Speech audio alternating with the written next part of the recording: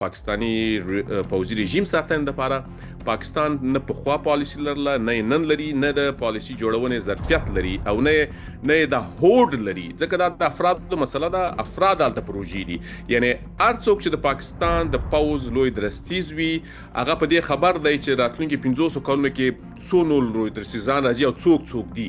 یعنی یو د قطار ټاکل شوی دی، اسمنیر نه اوس څوک راځي هغه ټاکل شوی دی او دا یې ټاکي، دغه نه اوس څوک راځي هغه ټاکل شوی دی. یعنی دلته د افرادو دولت دی، پوځ حکومت لري، پوځ هیواد لري، او د دې پوځ ستراتیژي همدغه ده چې ته باید ترهګرې ډلې نیابتي ډلې جوړې کړې او دا نیابتي ډلې او ترهګرې ډلې په څو کلونو کې نور اړتیا یې ختمیږي، ځکه نړۍ یو بل رقابت ته ننوتونکې ده. هغه رقابت کې پاکستان نشته، ځکه هغه ظرفیت دی نه لري، هغه تولید دی نه لري.